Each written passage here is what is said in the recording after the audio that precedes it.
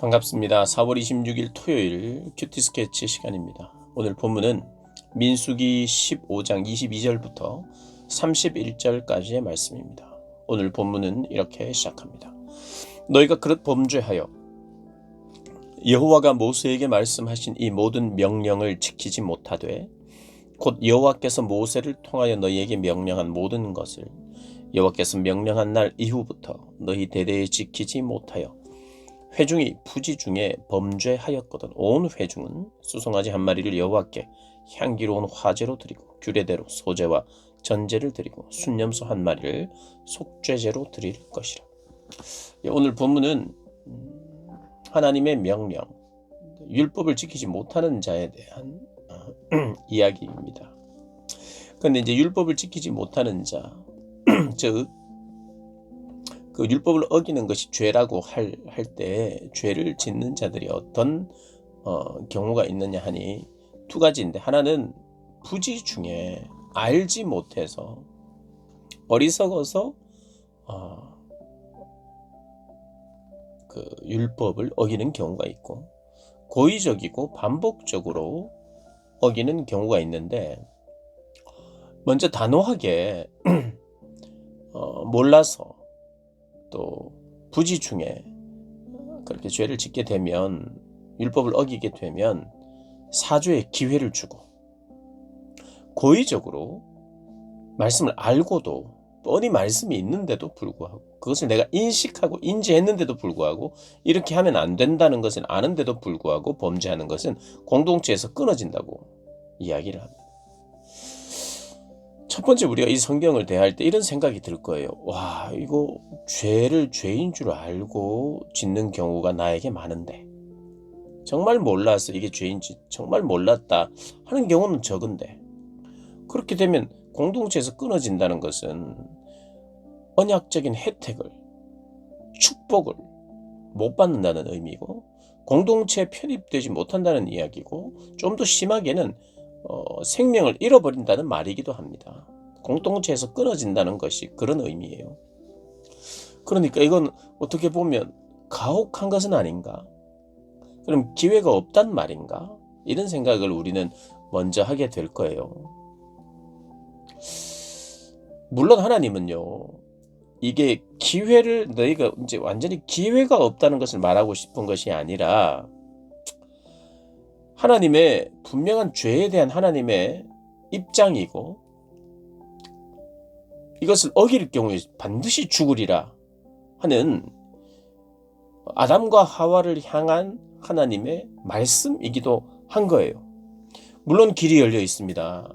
참된 회개를 하면 무조건적인 용서, 그리고 끝까지 용서, 오래 참으심으로 용서하시는 분이세요. 용서받지 못할 죄가 없습니다. 그럼에도 불구하고 부지 중에 죄를 지었다면 제사를 통해서 사함을 받을 수 있으나, 고의적인 죄를 짓는 자는 하나님의 말씀을 멸시하는 자로 간주하고 공동체에서 끊어진다는 거예요. 그러니까 고의적인 죄는 하나님의 통치 자체를 부정하는 반역이라는 거예요. 하나님의 통치를 부정하는 것. 그럼 이것은 당연히 인정하지 않는 것이니 당연히 끊어지는 것이 맞다고 우리가 생각하고 나아가야 해요. 야, 그러면 나는 어떻게가 아니라, 여러분, 우리가 사람 사이에서도 약속을 지키지 않으면, 정말 중요한 약속을 지키지 않으면 우리는 관계를 끊지요. 그리고 그것이 고의적이다, 계획적이다, 그리고 조롱까지 한다, 공개적으로. 그래서 그럼 당연히 관계를 끊는 게 그게 틀린 게 아니에요. 그렇게 생각해야 되죠.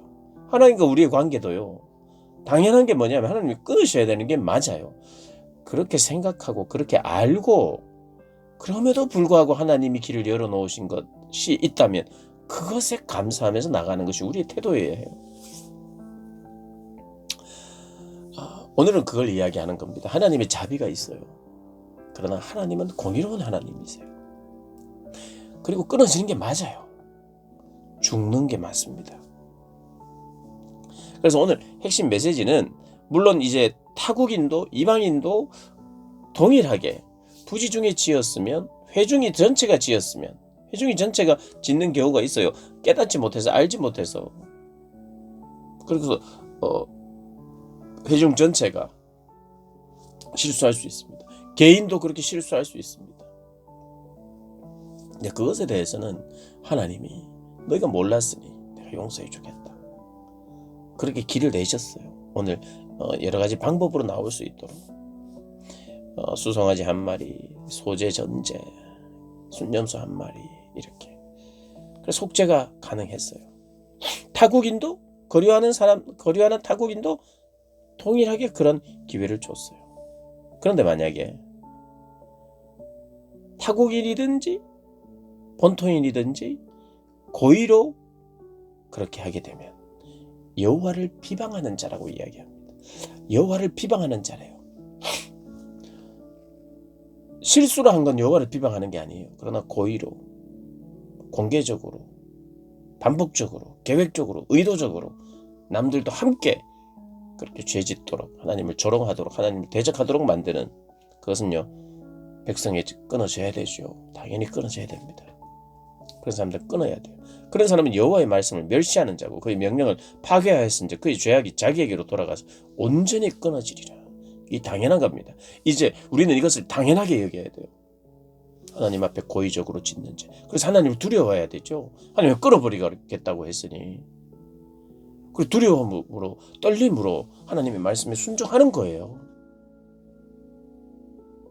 두렵지 않으면 그 범죄를 우리가 저지릅니다. 하나님은 사랑이시기 때문에 우리를 두려워하게 하는 분이 아니다. 그러면 범죄를 저질러요. 범죄를 저질러도 하나님이 두렵게 하는 분이 아니면 또 범죄를 저지릅니다. 여러분 사랑이라는 게 또 범죄를 저질러도 괜찮아. 또 범죄를 저질러도 괜찮아. 그러면 또 용서하고 또 사랑하면 그 사랑이 느껴지나요? 그럼 느껴지지 않아요. 그 사랑을 느끼기 위해서는 당연히 한 번에 끊어져야 된다는 걸 각인하고 내 중심에 그걸 받아들여야 죽을 수밖에 없고 반드시 죽어야 하는 자라는 것에 대한 내 자신에 대한 내 위치에 대한 인식이 없으면 하나님의 은혜를 그게 어떻게 하나님의 은혜라고 하겠어요? 하나님은 죄를 가볍게 여기지 않습니다. 결코. 우리가 가볍게 여기려고 하죠. 피상적인 복음을 가진 자들이 가볍게 여기죠. 우리가 가장 무겁게 여겨야 될 게 죄입니다. 죄. 가장 민감해야 될 게 죄예요. 하나님은요 그걸 포기하지 않아요. 죄와 거룩은 함께 할 수 없기 때문에 하나님의 백성이 거룩한 백성 되는 것을 절대 포기하지 않습니다. 죄가 가볍게 여겨지는 것을 결코 하나님 용납하지 않으세요. 하나님은 그것을 견딜 수 없어 하시는 분이에요. 그러니까 죄를 진심으로 우리가 무겁게 여기고 실수는 용서받을 수 있지만 내가 혹시 고의적으로 반복적으로 하고 있다면 심각하게 생각해야 됩니다. 심각하게 생각해야 돼요. 하나님 괜찮겠지가 아닙니다. 심각하게 생각해야 돼요. 그래서 반드시 기억해야 돼요. 실수는 내가 용서받을 수 있어도 고의는 심판받는다는 걸 각인시켜야 돼요. 내 가슴에 기억해야 합니다. 각인해야 돼요. 그래서 생각해야 돼요. 은혜는 나의 책임에 대해서 내 책임에 대한 중요성, 내가 져야 될 책임이다. 이것은 내 문제를 내가 책임져야 된다는 그 중요한 책임감이 없으면 사실 그 은혜가 깊이 다가오지 않죠. 은혜라는 이름으로 책임감을 없앤다.